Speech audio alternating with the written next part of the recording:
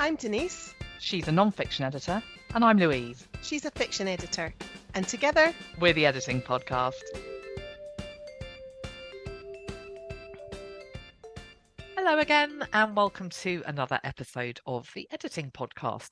So this time we're going to chat about the things we need to check when we're proofreading designed page proofs. That's right. So we better start with a definition of designed page proofs. So what we mean by that is that the file has reached a stage in the publishing process where the text and the images of a manuscript have been laid out into their final format. Yeah, in other words, what the reader would see if they bought the content and opened it on their device or pulled it off a bookshelf. And the important thing to remember here is that any changes a proofreader suggests could impact on the index, on in-text cross-references, on the reference list, the contents page, any notes, and on the actual pagination. So we're going to break this down into different sections. So the checks we need to carry out on the prelims, the main text, and the end matter. And we'll make sure we explain those terms as we deal with each section. We will.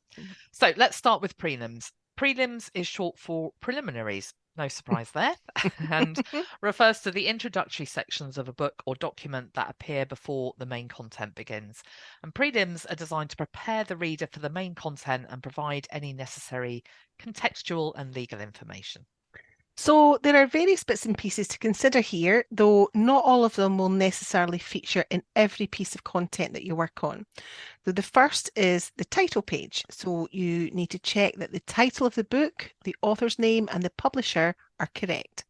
Then look at the copyright page and check that author name and date of publication are correct, and that the copyright statement is present and correct. Yeah, and prelims sometimes include a dedication, acknowledgements, a foreword, and a preface, or a preface, I should say. With all of these, check that the spelling, the layout, and the punctuation style are correct and consistent. And there might also be a table of contents, and in that case, the contents need to be checked against all the chapter titles and subheadings in the main text for consistency of spelling and capitalization.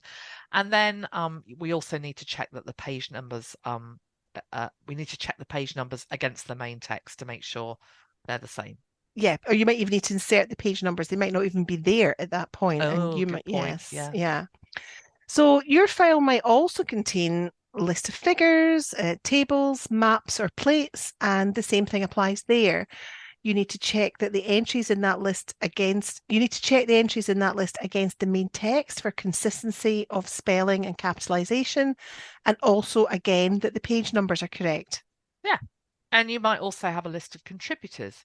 Again, it's all about consistency. So check that what's listed there matches what's in the chapters, and in particular make sure that people's names are spelled correctly and rendered consistently. Yeah, and don't forget to pay attention to the running heads too. Are they correct and consistent in terms of size, font, color, and position on the page? And then finally, check the pagination to ensure that the prelim pages are numbered consecutively and correctly in Roman, unless the brief specifies Arabic.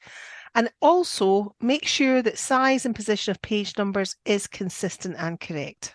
Great. So that's the prelims out the way. Now let's consider the main text. So this is the body of work where the author's main narrative, argument, or discussion unfolds. And in addition to checking that the overall spelling, grammar, and punctuation and layout are following the client's brief, there are particular things that you need to pay a special attention to. Yeah, so the first is pagination. You need to check that all the pages are numbered consecutively in the main text, and again that the size and position of page numbers is correct and consistent. Yeah, and you also should make sure that the first page of the first chapter starts on a right-hand page or a recto, and that all right-hand pages take an odd number. And then you need to check the running heads. So do these match the chapter heads or an abbreviated form of them? Yeah, and are they correct and consistent again in terms of size, font, colour, and position on the page? Take a look at pages with landscape figures and tables too, because often the publisher clients will ask that the running heads and page numbers are removed from those pages. It's also common for running heads to be removed from part and chapter title pages too. Talking of which, the next thing to check is the chapter titles and headings and any subheadings. So once again, we need to make sure that the font, spacing, color, size, and position on the page for each heading level is consistent. And pay special attention to capitalization too, so that it's correct and consistent for each heading level. Yeah, and look at each chapter drop too, if that's a feature, and make sure that the space above and below is consistent within each heading level. So now let's consider lists. You need to make sure that the spacing above and below lists is consistent, but also that the line spacing itself of list entries is consistent. Keep a lookout for the various bullet styles that might be in use, and also the end of line punctuation so that it's following your client's preferred style. Yeah. And then consider page depth. So formatters usually aim to ensure that the page depth is consistent throughout. So proofreaders look out for uneven page depths on facing right and left-hand pages. And that way the text is visually balanced. Yeah, and the same kind of thing also applies to page margins. So look at those and check that the text area is consistent throughout and adequate for printing and readability purposes. Good plan. Now, let's take a look at notes and cross-references. God, I've forgotten how much there is to consider when dealing with non-fiction. I know. The text is the last thing I that you know. even think of, yeah. So anyway, we need to check that all the notes are queued and numbered consecutively by chapter or through the book, and that any note numbers given match the in-text note markers. But we also need to check that each note appears on the appropriate page.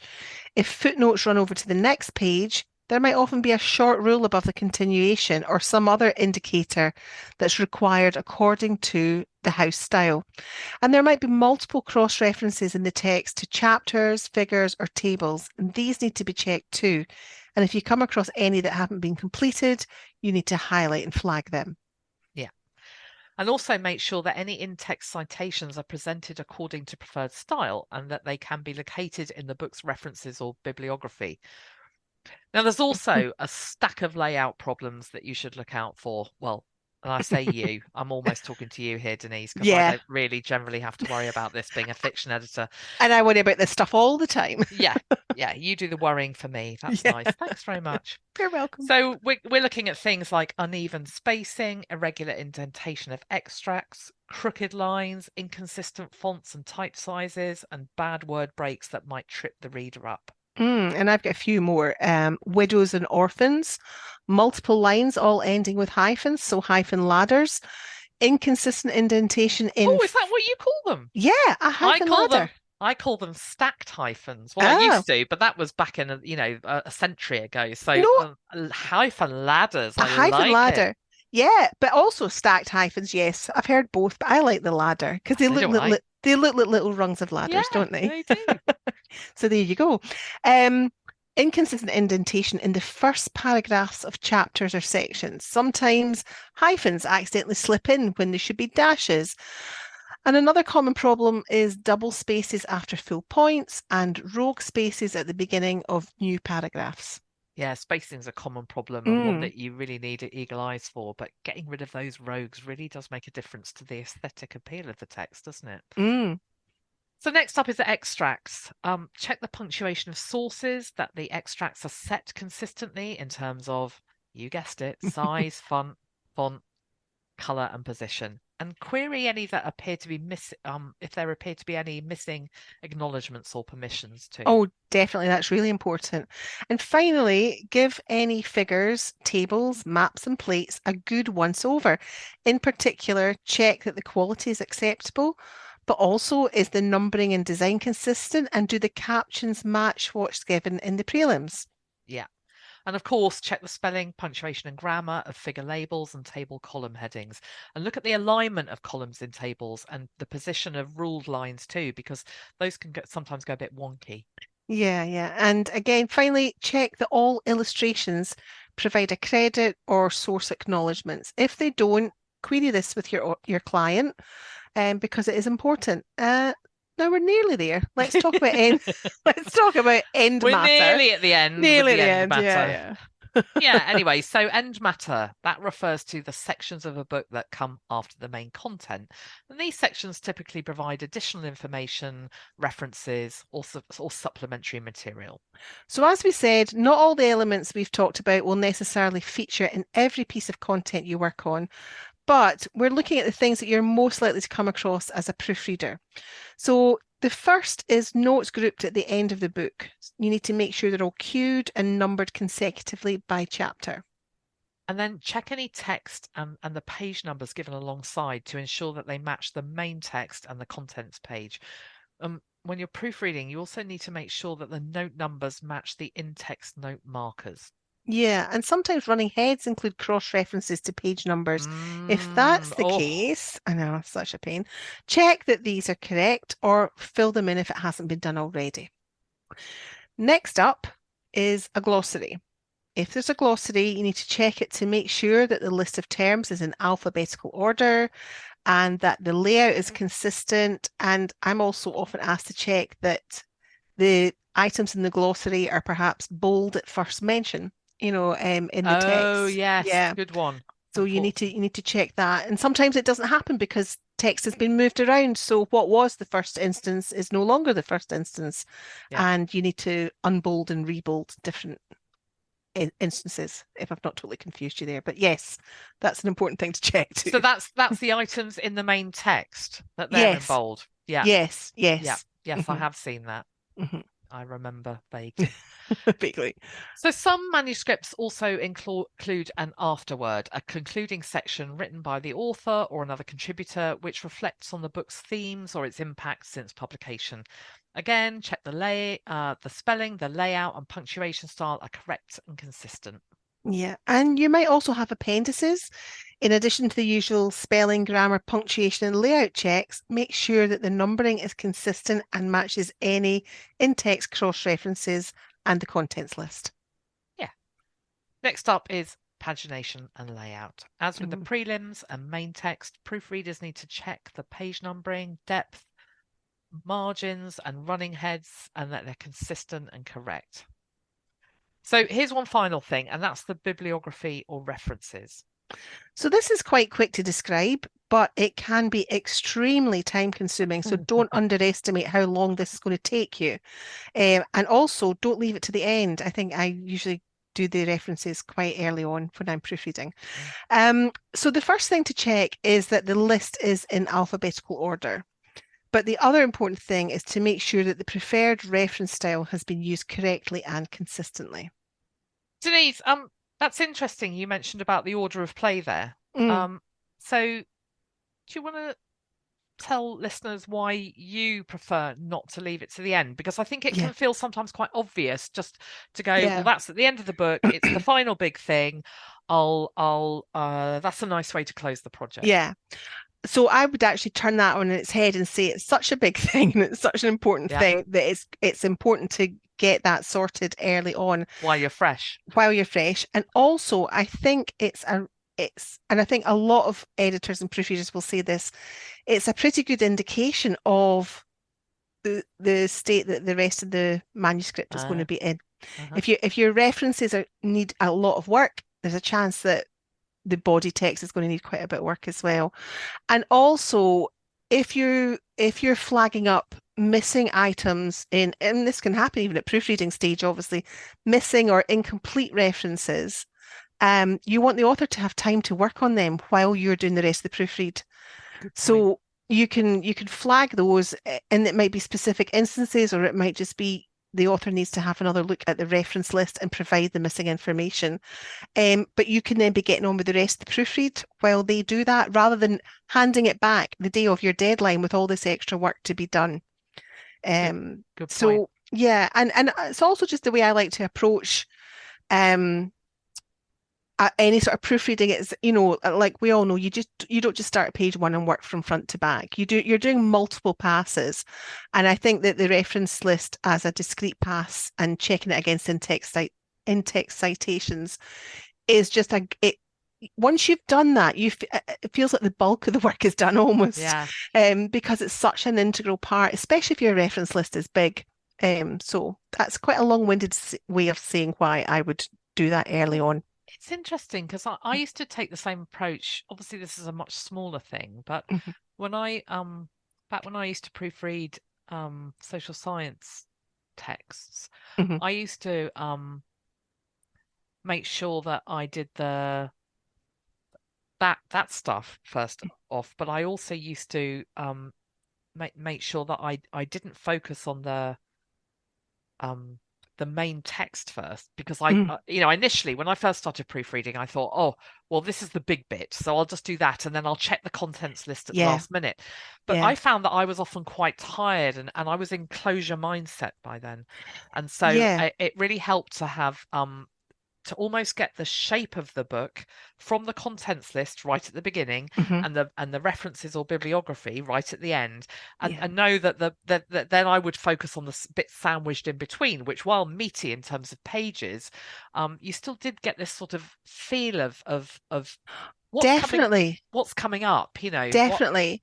I like to, this is how I talk about it when I'm teaching it, is I like to look at it as um like peeling the layers of an onion or working from the outside in and Mm, looking at big picture stuff first. So all the things that we've talked about already, like layout and pagination and all that sort of thing, where you're not looking at the text at all. You're just looking mm, at all these things that shape the book, mm, or the article or whatever it is you're working on, mm, and gradually working in on different elements of that. So like we've said, about cross-checking chapter headings and subheadings mm, and pagination and layout, all those things.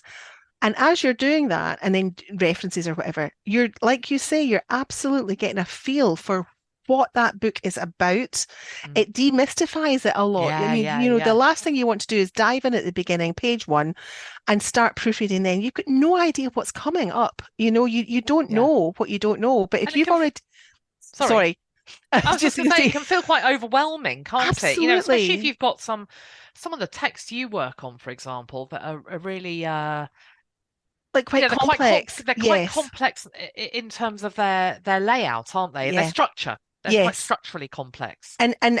That's right. So it helps to get a handle on that before you sort of dive into the meat of it. And I just find it gives me more confidence that there's no surprises down the road, because I've actually looked at the whole thing in multiple passes for different things, but got a sense of it while I'm doing that. Yeah. So that by the time I actually do come to read the actual main body text, it's like all the Oh, yeah. weeds have been cleared Yeah, away, yeah, and yeah, I can just focus on that. And I know that, all the bullet lists have been sorted out, and yeah, the extracts have all been dealt with properly, and all the chapter heads, I don't need to worry about them because they've been dealt with. I can yeah, focus on the actual content. yeah. So it's just a way of approaching it, isn't it? I'm sure Yeah. everyone has their own way of doing these things, but that's what I've definitely found works for me. Certainly useful to have the I mean, again, I'm speaking from sort of 20 years ago or something, whereas you're it's useful, I think, for people to hear how someone with your experience, handles it now, and they Mm. might find that it makes it gives them, especially new proofreaders, it might Yeah. make them feel more confident about how to approach more complex structures. Yeah, and I think it's also being given permission to not dive straight in and start Yeah, on the text straight away. It almost feels like you're not, I think to begin with, you almost feel like you're not doing the work unless you're working on the text, when actually, as a yeah, proofreader, the text is only part of it. There's yeah, still so many other things, very important things, that are going to help the reader navigate that work, particularly in, like, complex sort of non-fiction layouts and things like that. That's all you got to be able to be confident that your reader can navigate their way through that. And often, if time is tight, that's what the publisher wants you to really focus on. yeah, yeah, They yeah, can live with the odd typo here and there, yeah, but they want to make sure that, you know, people can find their way through that book and yeah, use it the way it's yeah, intended to be yeah. used. Makes perfect Yeah. sense. Hmm. I was just thinking sort of specifically about bibliography and references, and how that, especially when you're sort of new to doing those, it can feel like a bit of a job and a half. But Mm. back when I was working on academic stuff, I quite enjoyed that part of the job, because you could sort of, it wasn't just about the shaping it gave you, but you could sort of get into the groove of it. Oh, definitely. I completely agree because it's almost like its own wee sub-project Yeah. that you can really get your teeth into, and it gives you kind of gets your momentum going, I think. Yeah. And I think as long as you understand what reference style you're supposed to be using, I think it can be a really satisfying part of the work. I think a lot of editors would agree with that, actually. Oh, yeah. Yeah. Oh, excellent. So that's it from us. Thank you once again for listening. I hope you enjoyed that one. If you'd like to help support the Editing Podcast, we've got a couple of options for you. The first is that you can tip us with a one-off donation of your choosing. Or you can join our Patreon community. All of our patrons get exclusive access to a huge batch of transcripts. Both the links are in the show notes. In the meantime, she's been Denise. And she's been Louise. Join us again next time. Bye-bye. Bye.